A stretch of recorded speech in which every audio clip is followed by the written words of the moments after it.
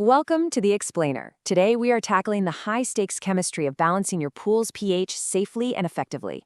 Okay, let's dive right into this, because keeping that crystal clear, inviting water in your backyard or commercial facility, well, it isn't just about skimming out the leaves. It's actual, bona fide chemistry. And treating it casually, that can lead to ruined equipment or, honestly, way worse, serious health hazards. Listen to this sobering reality from the New Jersey Department of Health that really caught my eye. A lifeguard who was simply adjusting a pool's chemistry manually ended up hospitalized with asthma. This proves that we're not just talking about a weekend chore here. This is a true hazard. She was pouring chlorine-based disinfectant into the pool in just half-cup increments. Just half cups. And shortly after, she started coughing, wheezing, experiencing chest tightness. She was rushed to the hospital, diagnosed with asthma, and has been on medication ever since. It really illustrates that we aren't just playing around with basic household cleaners.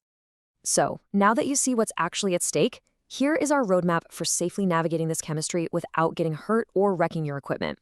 We're going to cover the invisible pool danger, why pH matters, choosing your acid, mandatory safety gear, our step-by-step guide, and finally, the deadly mistakes you absolutely must avoid. All right, Section 1, the invisible pool danger. Treating pool water demands the exact same respect you'd give a professional laboratory. Because whether you're a weekend DIY enthusiast or a full-time facility manager, you are handling chemicals with extreme pH properties. And those properties can severely damage your respiratory system. The New Jersey Department of Health points out that these chemical fumes aren't just an unpleasant smell, they are structurally damaging to your lungs. We're talking about industrial-grade acids that off-gas incredibly fast. Look, if you can smell that sharp, irritating odor, you're already inhaling vapors that can cause lasting harm. Moving right along to Section 2, why pH matters.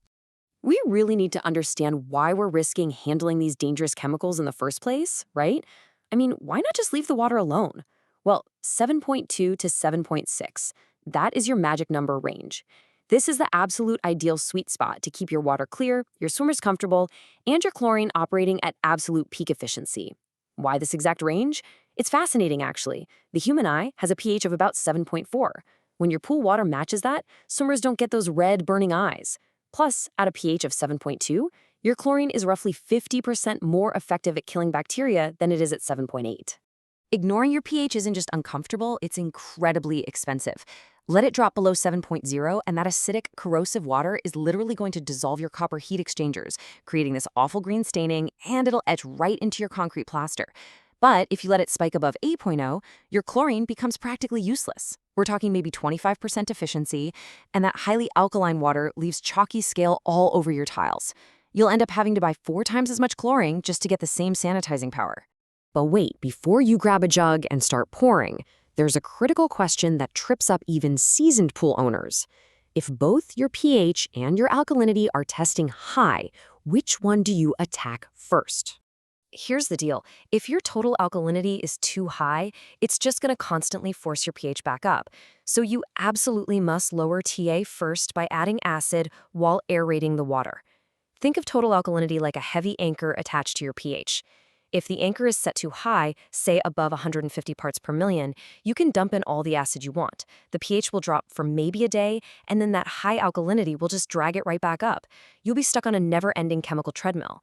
The pro trick here is to add acid to lower the TA while simultaneously turning on fountains or pointing your return jets up to aerate the water. This actually raises the pH back up without raising the alkalinity. Okay, Section 3. Choosing your acid. Not all acids are created equal, and picking the wrong one can be a costly mistake. You've got a classic trade-off here. Muriatic acid, which is basically diluted hydrochloric acid, acts instantly and leaves zero solid residue, making it the undisputed king for large pools. But it creates those dangerous fumes we talked about. On the flip side, sodium bisulfate is a dry, granular substance.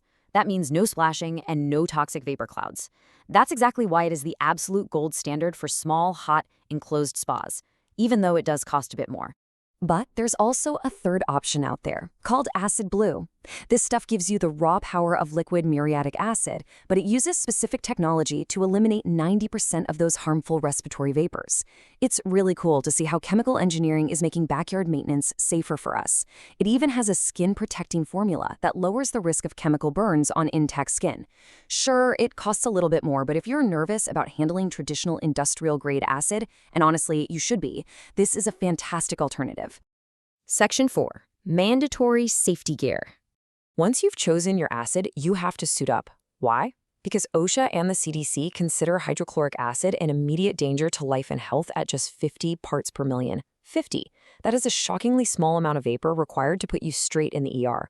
So always wear true chemical splash goggles, acid-resistant gloves, and closed-toe shoes.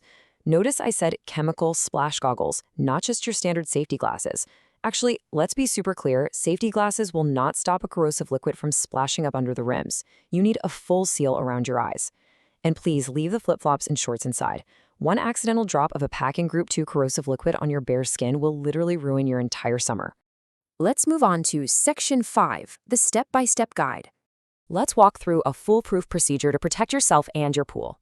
Test first, gear up, keep that pump running to ensure circulation, slowly pour the diluted acid into the deep end, and always wait a full 4 hours before retesting.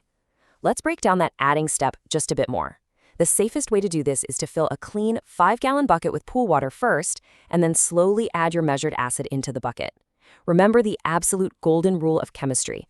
Always add acid to water, never water to acid. Doing it backward can cause a violent, boiling splashback. Once it's mixed in the bucket, just slowly pour that mixture into the deep end while walking along the edge. Finally, Section 6, deadly pool chemistry mistakes. We have to cover the disastrous errors that ruin equipment and endanger lives every single season. Never dump acid into a pool with the pump off. Never add it near the skimmer. And under absolutely no circumstances should you ever mix acid with chlorine. If you pour acid into a static pool without the pump running, that heavy acid sinks straight to the bottom and eats a permanent white etch mark right into your plaster.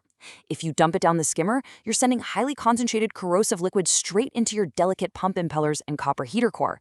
And mixing it with chlorine, yeah, that creates lethal chlorine gas. That's not just a pool mistake, that is a call to the hazmat team. Keep those chemicals far, far apart. So hopefully this explainer has shown you exactly why safety and precision are just absolutely paramount, leaving you better equipped to respect the chemistry sitting in your own backyard.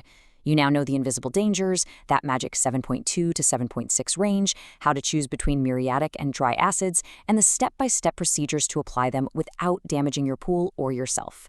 So I'll leave you with this. Before you grab that jug of acid this weekend, are you fully prepared to treat your pool like a laboratory? I certainly hope so. Thanks for joining me on this explainer, and happy safe swimming.